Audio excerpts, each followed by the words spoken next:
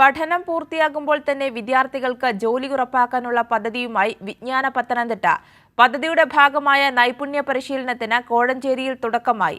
സാക്ഷരതാ മിഷന് സമാനമായി നൈപുണ്യ പരിശീലനവും ജനകീയ പ്രസ്ഥാനമാക്കി മാറ്റുമെന്ന് ഡോക്ടർ ടി.എം. തോമസ് ഐസക്.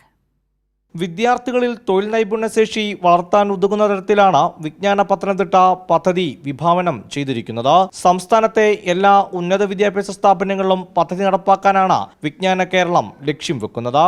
കേരളത്തിലെ എല്ലാ കോളേജുകളിലും പോളിടെക്നിക്കിലും ITIകളിലും ജോലിയിലേക്ക് ഉറപ്പായിട്ടും നയിക്കുന്ന നൈപുണ്യ പരിശീലന പരിപാടി ആരംഭിക്കുകയാണ്. ഇതേതാണ്ടേ നമ്മുടെ പഴയ സാക്ഷരതാ പ്രസ്ഥാനം പോലെയാണ്. അക്ഷരമല്ല പഠിപ്പിക്കുക, തൊഴിലിലേക്ക് നിൽക്കുന്ന നൈപുണ്യാണ്. പദ്ധതിയെ വിദ്യാർത്ഥികളും പ്രതീക്ഷയോടെയാണ് നോക്കിക്കാണുന്നത്. ഞങ്ങൾക്ക് കോളേജ് സ്റ്റുഡൻസിന് വളരെയധികം ഹോപ്പ് നൽകുന്ന ഒരു പ്രോഗ്രാമാണ്.